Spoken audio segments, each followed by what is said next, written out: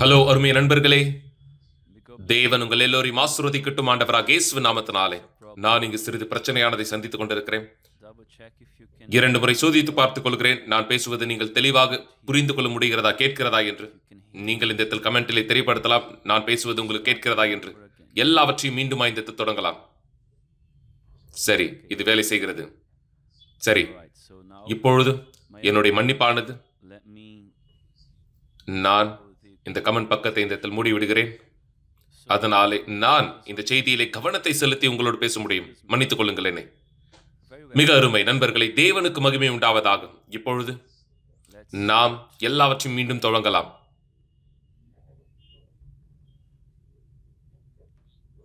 எப்பொழுதும் நாம் இந்த நேரடி ஒளிபரப்பானதை செய்கிறோமோ, நாம் மிக நிச்சயமாக சில விதமான தொழில்நுட்ப பிரச்சனைகளை சந்திக்கிறோம். ஆனால் எல்லா நேரத்திலும் நான் லைவ் மட்டுமே செய்ய விரும்புகிறேன். சில பிரச்சனைகள், இந்த காலதாமதங்கள் இருந்தாலும் கூட ரெக்கார்ட் செய்து மெசேஜை கொடுப்பதை விட நான் நேரடியாக உங்களோடு பேசுவதை தான் விரும்புகிறேன். ஏனென்றால் எனக்கு ரெக்கார்டிங் என்பது சரியானதா இந்த இருக்காது. நான் விரும்புகிறேன் நேரடியாக உங்களோடு பேசுவதற்கு. எனவே நாம் மீண்டும் இந்த பேசலாம். நான் இந்த பேசிக் கொண்டிருந்தேன் என்னவென்றால், தேவனுடைய வார்த்தையானதை குறித்து. தேவனுடைய வார்த்தையானது எப்பொழுது தேவனானவர் அவர் இந்த உலகத்தில் எல்லாவற்றையும் படைக்க தொடங்கினாரோ, பரிசுத்த ஆவியானவர் அப்படியாக சொன்னார், வெளிச்சம் உண்டாவதாக என்று. அங்கு வெளிச்சம் உண்டானது. நிலமானது உண்டாவதாக, அது உண்டாவதாக, இது உண்டாவதாக. காரியங்களானது எல்லாமே இந்த நிஜமாக்கப்பட மாறியது.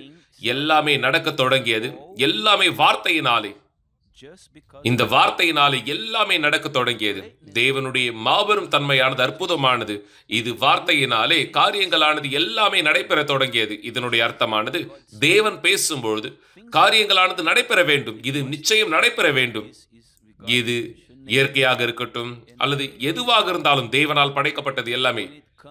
மனித இனம் என்று இந்த வரும்பொழுது, மனுஷர் என்று இந்த வரும்பொழுதும், மனித இனமானது இந்த பாவம் செய்த பிற்பாடு மனித இனமானது அந்த சோதனைக்குட்படுத்தப்பட்டவராய் விழுந்த பொழுது, அவர்கள் தேவனுடைய வார்த்தைக்கு கீழ்ப்படியாமல் போன பொழுது, தேவன் மனுஷனிடத்திலும் கூட பேசினார். ஆனால் அவர்கள் கீழ்ப்படியாமல் போனார்கள். எனவே பாவமானது பிறந்தது. பாவமானது மனுஷனுக்கு கெட்ட எண்ணங்களை கொடுத்தது. மனித இனமானது எல்லோருமே ஏற்கனவே அப்படியாக பாவத்தினாலே கெட்டு போனவராய் பிறக்கிறார்கள். என்ன செய்ய முடியும்? ஆனால் தேவனுடைய வார்த்தையானது அதே போன்று மாறாதது இருக்கிறது. எந்த வார்த்தையான சொல்லப்பட்டதோ, வெளிச்சம் உண்டாக்கப்படுவது, வெளிச்சமானது நடந்தது. இது வரவேண்டியதா இருந்தது என்றால் அதுதான் தேவனுடைய வார்த்தை. எந்த வார்த்தையானது தேவனுடைய வாயிலிருந்து புறப்படுகிறதோ, அவர் சொன்னார், அது வெறுமையா என்னிடத்தில் புறப்படுவது கிடையாது, திரும்பி வருவதில்லை. எனவே இந்த ஒரு வார்த்தை ஏற்றுக்கொள்ளப்படும் பொழுது, எப்பொழுது ஒரு நபரானவர் அந்த வார்த்தைக்கு கீழ்ப்படுகிறார்களோ, எப்பொழுது ஒரு நபரானவர் இந்த வார்த்தைக்கு கீழ்ப்படுகிறாரோ, அப்பொழுது வார்த்தை என்ன சொல்கிறதோ அது நிஜமாக்கப்பட வேண்டும். உங்களுக்கு இது புரிகிறதா அருமையான நண்பர்களே? உங்களுக்கு புரிகிறதா நான் என்ன சொல்கிறேனோ அதை? நீங்கள் உதாரணத்திற்கு பார்க்கலாம். இயேசுவனுடைய சூழ்நிலையிலே நாம் இயேசுவானவரை உதாரணமாக எடுத்துக்கொள்ளலாம். இயேசுவானவர் பிறந்தார். அவர் பரிசுத்த ஆவியானவருடைய கிருபையினாலும் அவருடைய வேலையினாலும் பரிசுத்த ஆவியானவர் கன்னி மரியாள் மீது இந்த இறங்கினார். மேலும் அவருக்குள்ளாக தெய்வீக விதையானதை விதைத்தார். அதுதான் இயேசுவானவர். அப்பொழுது இயேசுவானவர் பிறந்தார். அவர் ஆவியிலிருந்து இந்த பிறந்தார். ஆனால் நாம் எல்லோருமே எப்படியா இந்த இடத்துல பிறந்தோமோ அதே விதத்தில் அவரும் இந்த இடத்துல பிறந்தார். சரீரத்திற்குள்ளாக இந்த இடத்துல ஒரு சரீரத்துக்குள் கட்டுப்படுத்தப்பட்டவராய், நம்முடைய சரீரத்தில் நாம் கட்டுப்படுத்தப்பட்டவராய் பிறப்பதை போல. அதனாலதான் இயேசுவானவர் மனுஷகுமாரன் என்று இந்த இடத்தில் அழைக்கப்பட்டார். இதனுடைய அர்த்தம், குமாரன் பிதாவை அடையாளப்படுத்தக்கூடியவராய், நித்திய பிதாவை தேவனுடைய குமாரனை அடையாளப்படுத்தக்கூடியவராய், மனுஷனுக்குள்ளாக. இதனுடைய அர்த்தம் இந்த சரீரபூர்வமான உடலுக்குள்ளாக. எனவே இயேசுவானவர் மனுஷகுமாரன் என்று அழைக்கப்பட்டார். இதுதான் அர்த்தமாயிருக்கிறது. அவர் தேவகுமாரனாய் பிதாவாக இந்த இடத்தில் இருந்தார். இருப்பினும் அவர் மனுஷனுக்குள்ளாக இந்த மனித இனமானது, இந்த மனித உடலானது. எனவே இயேசுவானவர் அவர் அதே நேரம் அவர் தேவனுடைய குமாரனாய் இருந்த அதே சமயம் அதே போன்று அவரும் இந்த இடத்தில் சரீரபூர்வமான உடலை உடையவராய் இந்த இடத்தில் இருந்தார். நீங்களும் நானும் எல்லோருமே இந்த இடத்தில் ஒரு உடலை வைத்திருப்பதைப் போல. எனவே எப்பொழுது இயேசுவானவர் பரிசுத்தாவியானவராலே வழி நடத்தப்பட்டாரோ, பரிசுத்தாவியானவர் தான் இயேசுவை வழி நடத்தினார் வனாந்திரத்தை நோக்கி. இயேசுவானவர் ஏற்கனவே அறிந்திருந்தார் அவர் அப்படியாக வனாந்திரத்திற்கு பரிசுத்தாவியினாலே கொண்டு செல்லப்படுவார் என்று. அவர் என்ன செய்தார்? இயேசுவானவர் உபவாசம் இருக்க தொடங்கினார். அவர் ஒரு உபவாசத்தை தொடங்கினார். இதனுடைய அர்த்தம் என்ன?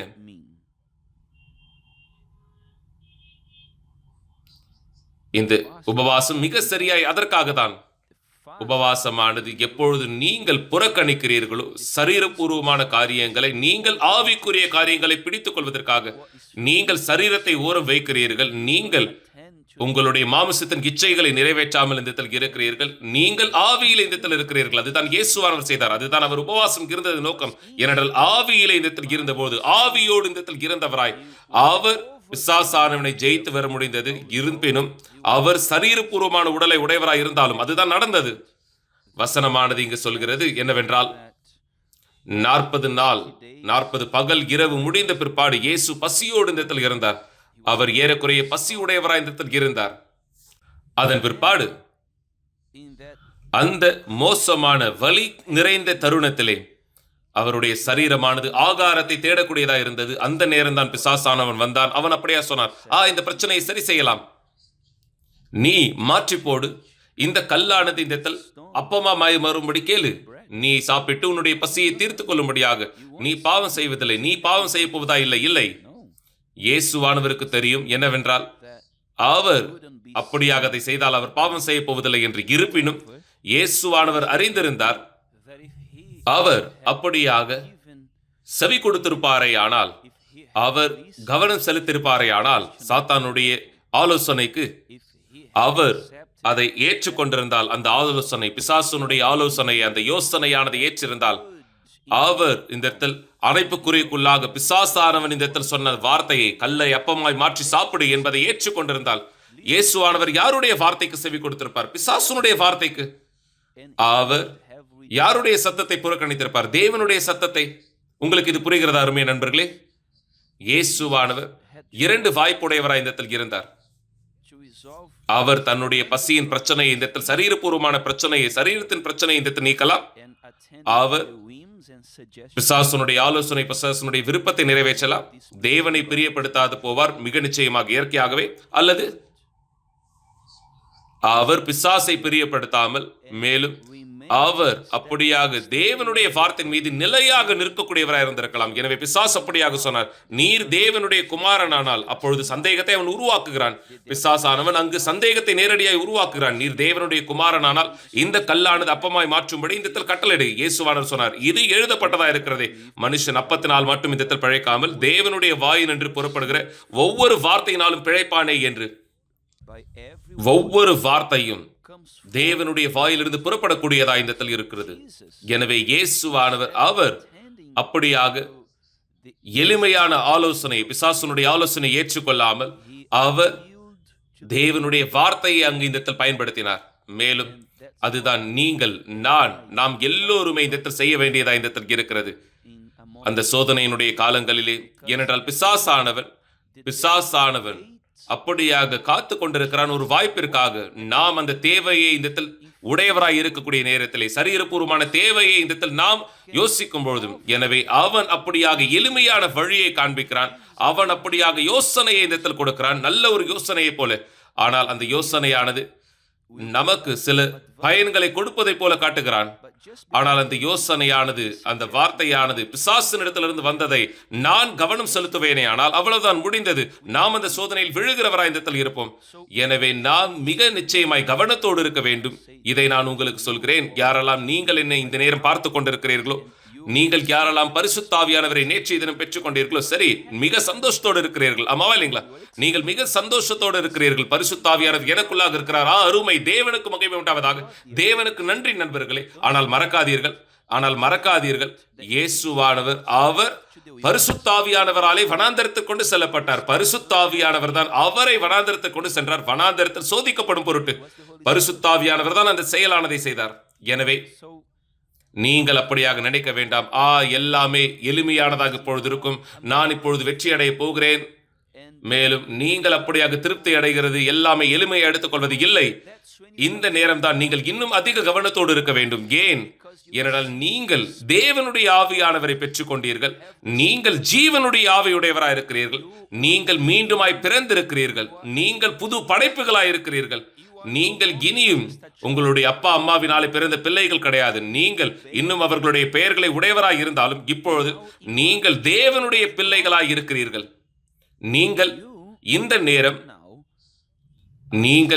நேரம் இப்படியாக தேவனுடைய DNA உங்களுக்குள்ளாக இருக்கிறது. ஏனென்றால் நீங்கள் தேவனுடைய ஆவி உடையவராய் இருக்கிறீர்கள். தேவனுடைய ஆவி உங்களில் வாசம் பண்ணுகிறவராய் இருக்கிறார். உங்களுக்கு தெய்வீக சிந்தனையானது இருக்கிறது. இது அப்படியாக இந்த இடத்தில் சொல்வதற்கு கிடையாது, நான் இந்த இடத்தில் சோதிக்கப்பட போவது கிடையாது, எல்லாமே அருமையானதா இந்த இடத்தில் இருக்கும். இல்லை, நீங்கள் கடினமான நேரங்களை சந்திப்பீர்கள். நீங்கள் பார்க்கலாம், இயேசுவானவர் சரியாக சொல்ல போனால் யோவான் ஸ்தானகர் அப்படியாக சொல்கிறார், இயேசுவானவர் உங்களை பரிசுத்தாவினாலே ஞானஸ்தானம் கொடுப்பார், அதே போல் அக்னியினாலும். எனவே நாம் பரிசுத்தாவினாலே ஞானஸ்தானம் பெற்றோம், அக்னியும் அதே போல் வரும். இந்த சோதனையுடைய அக்னியானது இந்த இடத்தில் வரும். ஏனென்றால் நாம் அப்படியாக சரீரபூர்வமான சரீரம் உடையவராய் இந்த இடத்துல இருக்கிறோம்.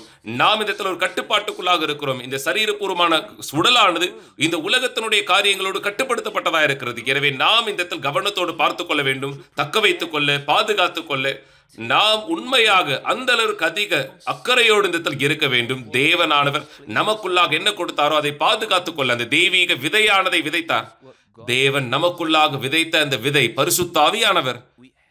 நாம் இந்த பரிசுத்தமானதை நமக்குள்ளாக இந்த தக்க வைத்துக் கொள்ள வேண்டும். நம்முடைய சரீரத்துக்குள்ளாக, நம்முடைய சரீரத்திற்குள்ளாக எது மோசமானதா இடத்தில் இருந்தாலும் கூட யாரெல்லாம் பரிசுத்தாவியானவர் உடையவராய் இருக்கிறார்கள் அவர்கள் பாதுகாத்துக் கொள்வார்கள். அவர்களுக்கு வல்லமையானது இந்த இடத்தில் இருக்கும் எதிர்த்து நிற்பதற்கு. இந்த சோதனைகள் சரீரத்திலே நாம் சந்திக்கக்கூடிய எல்லாவற்றிற்கும் இதுதான் இயேசுவானவர் செய்தார்.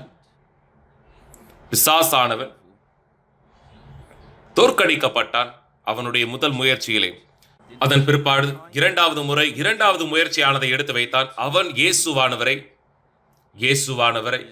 அவருடைய சரீரமானதை, இயேசுவானவர் சரீரபூர்வமானவராய் இந்த இடத்தில் இருந்தார். தேவனுடைய குமாரன், ஆனால் சரீரபூர்வமான உடலை உடையவராய் இருந்தார். பிசாசானவன் அவரை அழைத்து கொண்டு பரிசுத்த நகரத்திற்கு கொண்டு போய் தேவாலயத்து உட்பார்கையின் மேல் நிறுத்தி அங்கு அவரை பார்த்து அப்படியாக சொன்னார், ஒருவேளை நீ, இங்கு பிசாசானவன் பயன்படுத்துகிற வார்த்தையானதை பாருங்கள், ஒருவேளை பல நேரம் நாம் அப்படியாக இந்த வார்த்தையினாலே பாதிக்கப்படுகிறோம். சின்ன வார்த்தை தான், மோசமான வார்த்தை. ஒருவேளை நீ தேவனுடைய குமாரனாய் இருக்கிறதே ஆனால் தாழ குதியும். ஏனெனில் இது எழுதப்பட்டதா இருக்கிறதே. இயேசுவானவர் இது எழுதப்பட்டதா இருக்கிறதே என்று பயன்படுத்தினார். மனுஷன் அப்பத்தினால் மாத்திரமல்ல இந்த இடத்தில் சொன்னார். இப்பொழுது பிசாசானவன் சொல்கிறான் இது எழுதப்பட்டதா இருக்கிறது. பிசாசானவன் சொல்கிறான் இது எழுதப்பட்டதா இருக்கிறது. எனவே பிசாசானவன் தேவனுடைய வார்த்தையை பயன்படுத்துகிறான். இதுதான் உங்களுடைய கவனத்திற்கு நான் கொண்டு வர விரும்புகிறேன். தெளிவாக கவனியுங்கள். பிசாசானவன் இயேசுவானவரை அழைத்து கொண்டு இயேசுனுடைய சரீரத்தை, இயேசுவானவரை பிசாசு அப்படியாக இந்த இடத்தில் அழைத்து கொண்டு தன்னுடைய கைகளிலே இந்த இடத்தில் தேவாலயத்தினுடைய உட்பார்கைகளை எருசலேமிலே இந்த இடத்தில் கொண்டு சென்றான். அதன் பிற்பாடு மீண்டும் ஒரு முறையாக அவன் அப்படியாக சந்தேகத்தை இந்த இடத்தில் கொண்டு வருகிறான். நீர் தேவனுடைய குமாரனானால் தாழ குதியும். இது எழுதப்பட்டதா இந்த இடத்தில் இருக்கிறது. இப்பொழுது பிசாசானவனும் பயன்படுத்துகிறான் இது எழுதப்பட்டதா இருக்கிறது.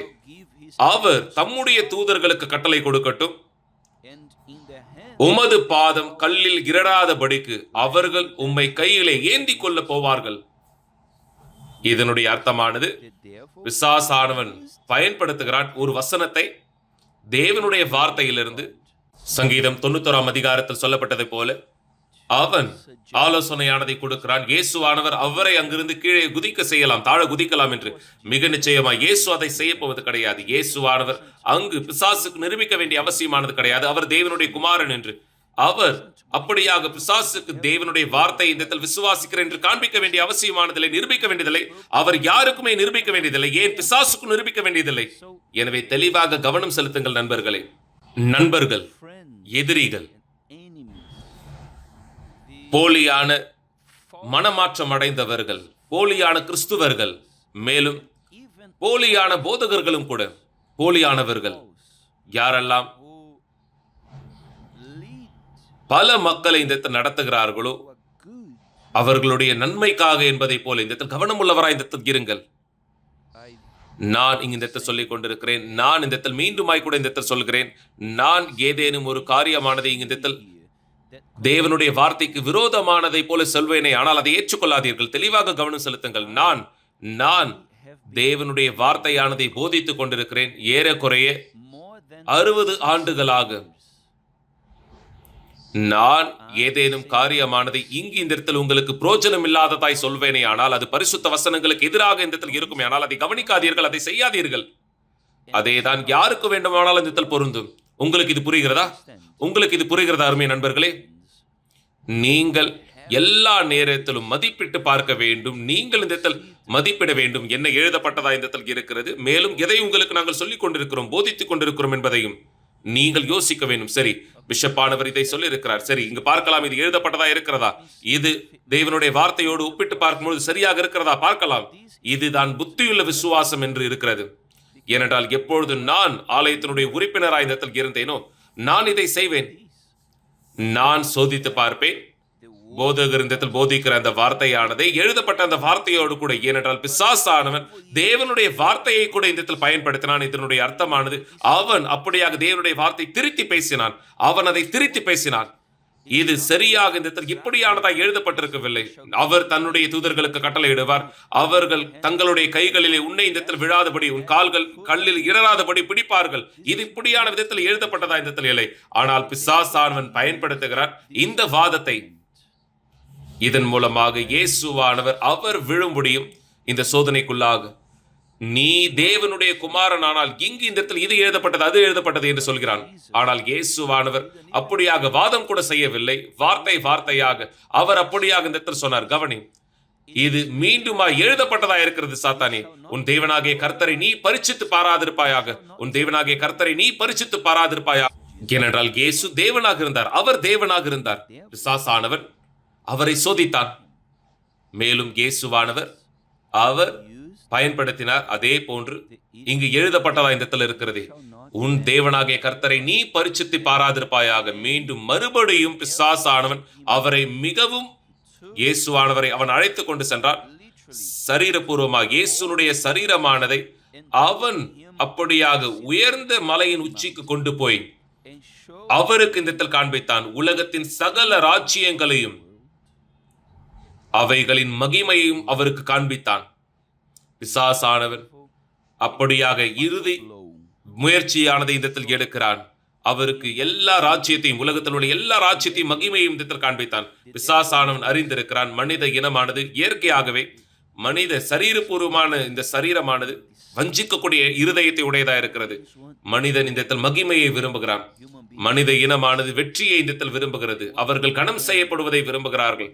அவர்கள் அப்படியாக எல்லோராலும் இந்த இடத்தில் உயர்த்தப்பட விரும்புகிறார்கள். அவர்கள் அப்படியாக உயர்த்தி காண்பிக்கப்பட விரும்புகிறார்கள். அவர்கள் அப்படியாக இந்த இடத்தில் எல்லாருக்கும் முன்பாக சிறந்தவராய் இந்த இடத்தில், ஒரு ஃபுட்பால் வீரர் இந்த இடத்தில் கோலை அடிக்கும் பொழுது அவருடைய கரங்கள் இந்த இடத்தில் உயர்த்துகிறார். அவர்கள் அப்படியாக இந்த மகிமைக்கு இந்த இடத்தில் எதிர்பார்க்கிறவராய் இந்த இடத்தில் காக்கிறார். அப்படியாக கரம் தட்டுதலை இந்த இடத்தில் எதிர்பார்க்கிறார். உங்களுக்கு தெரியுமா? சரி, இப்படியாகத்தான் பிரபலங்களும் கூட இந்த இடத்தில் நினைக்கக்கூடியவராய் இருக்கிறார்கள். மேலும் எல்லோரும், உங்களுக்கு தெரியுமா, இந்த அறிவாளிகள் என்று நினைக்கிறவர்கள், பரிசுத்தாவி இல்லாதவர்கள், அவர்கள் விரும்புகிறார்கள், அவர்கள் இந்த உலகத்தினுடைய மகிமையை எதிர்பார்க்கிறார்கள். பிசாசானவன் இந்த மகிமையானது, இந்த உலகத்தினுடைய மகிமை இயேசுவுக்காய் இந்த இடத்தில் காண்பித்தான். பாருங்கள், மீண்டுமாக பிசாசானவன்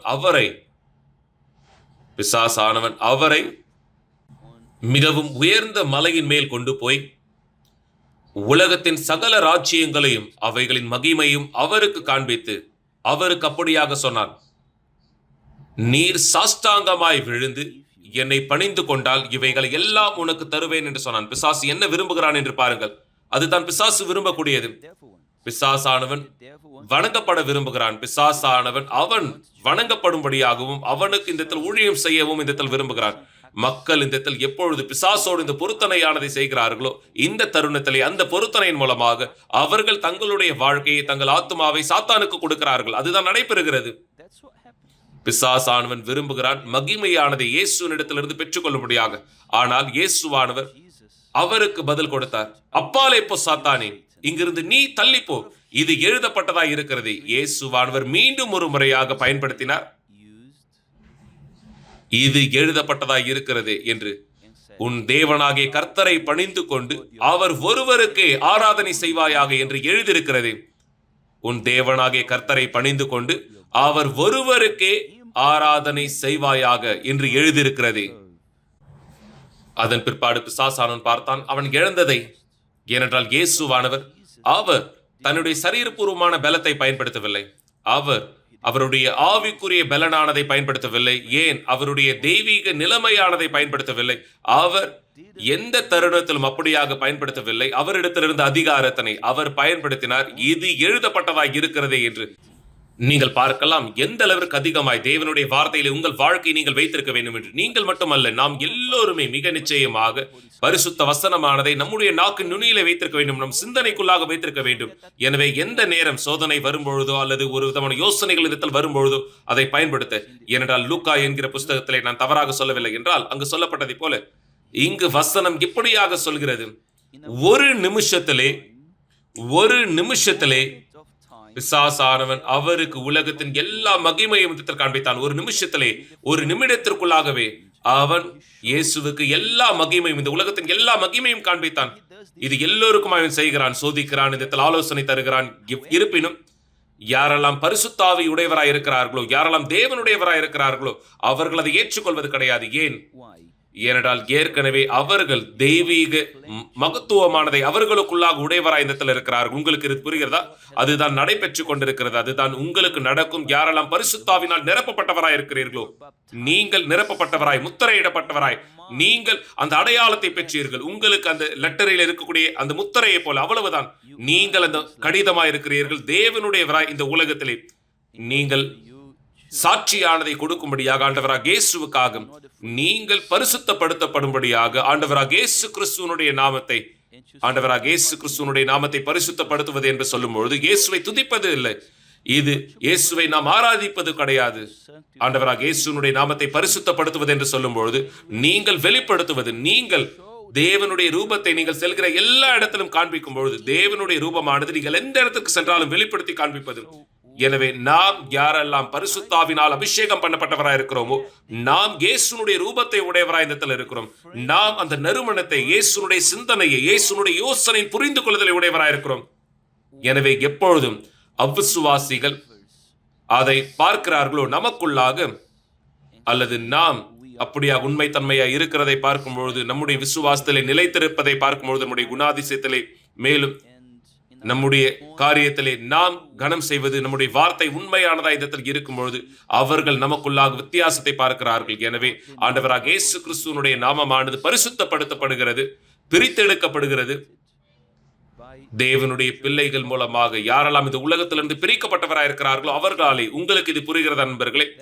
அதுதான் முதலாவது விண்ணப்பமானதா இருக்கிறது. இயேசு தன்னுடைய சிஷ்யர்களுக்கு கற்றுக் கொடுத்தது ஆண்டவருடைய ஜெபத்திலே. அவர்கள் அப்படியா கேட்டபொழுது இயேசுவானவர் எங்களுக்கு கற்றுக் கொடுங்கள் எப்படி ஜெபிக்க வேண்டும் என்று இயேசு அப்படியாக சொல்லிக் கொடுத்தார். நீங்கள் இவ்விதமாய் ஜெபிப்பீர்கள், பரமண்டலங்களில் இருக்கிற எங்கள் பிதாவே. தேவனுடைய பிள்ளைகளாய் இருக்கிறவர்கள் யாரெல்லாம் தண்ணீராலும் ஆவியினாலும் பிறந்தவராய் இருக்கிறார்களோ அவர் ஆவியிலே பிறந்தவர்களாய், அதனாலே அவர்கள் தேவனுடைய பிள்ளைகளாய் இருக்கிறார்கள். அவர்களுக்கு உரிமையானது உண்டு, சலுகையானது உண்டு.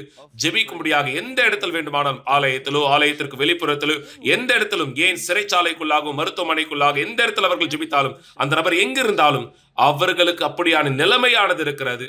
அவர்கள் அப்படியாக தன்னுடைய பிதாவினிடத்திலே பேச தொடர்பு கொள்ள, ஏனென்றால் அவர்கள் தேவனுடைய பிள்ளைகளாக இருக்கிறார்கள். அவர்கள் மிக நிச்சயமாய் தேவனுடைய பிள்ளைகளாக விதத்தில் இருக்கிறார். எனவே நேற்று தினம் நாம் தேவனை சோதித்து பார்த்தோம். எதை சோதித்து பார்த்தோம்? நாம் தேவனுடைய வார்த்தையை சோதித்து பார்த்தோம். யாரெல்லாம் தேவனுடைய வார்த்தை சோதிக்கிறார்களோ தேவனை சோதிக்கிறார்கள். தேவனை சோதிக்கிறவர்கள் தங்களை சோதிக்கிறார்கள். அவர்கள் நிரூபிக்கிறார்கள் அவர்கள் யார் என்பதை. எனவே இயேசுவானவர் அருமையான நண்பர்களே விரும்புகிறார் அவருடைய நாமமானது இங்கு பூமியிலே பரிசுத்தப்படுத்தப்படுவதை. ஏனென்றால் பரலோகத்திலே அவர் பரிசுத்தத்தின் பரிசுத்தமாயிருக்கிறார். ஆனால் இங்கு பூமியிலே அவருடைய பெயரானது இந்த ஒவ்வொரு நாளும் வெட்கப்படுத்தப்படுகிறது. அவருடைய எதிரிகள், இது எழுதப்பட்டதா இருக்கிறது, அவர்கள் மிகப்பெரிய விதத்திலே மகிழ்ச்சி அடைகிறார்கள். எப்பொழுது அவர்கள் தேவனுடைய ஜனங்கள், இந்த சூழ்நிலையில இஸ்ரவேலர்கள் யாரெல்லாம் தேவனுடைய விராயுதத்தில் இருந்து அவர்கள் சோதனைகளுக்குள்ளாக இடத்தில் விழுந்து பின்வாங்கி சென்றார்களோ அவர்கள் மீண்டும் அவரிடத்தில் திரும்பி வர விரும்பாதவராய் இருக்கிறவர்கள். அப்பொழுது தேவனுடைய எதிரிகளானவர்கள் அவர்கள் விரும்புகிறார்கள் தேவனுடைய நாமமானது அவர்களது வாழ்க்கை மூலமாய் வெட்கப்படுத்தப்படும்படியாக, அவருடைய வாழ்க்கையின் மூலமாய் வெட்கப்படுத்தப்படும்படியாக அவர்கள் தேவனுக்கு எதிராக இந்த தவறு பேசுகிறார்கள். தேவனுடைய எதிரிகளானவர்கள் பிசாசுகள், இந்த எல்லா விதமான அசுத்தங்கள், நரகத்தினுடைய எல்லா ஆவிகளும் சந்தோஷப்படுகிறது மிகப்பெரிய விதத்திலே. இங்கு எழுதப்பட்டதை போல ஏசாயா 52 அதிகாரத்திலே சொல்லப்பட்டது போல 5 வசனம், எனவேதான் அருமையான நண்பர்களே, நீங்கள் பரிசுத்தாவியை பெற்றுக் கொண்டீர்களா? ஹல்லேலூயா.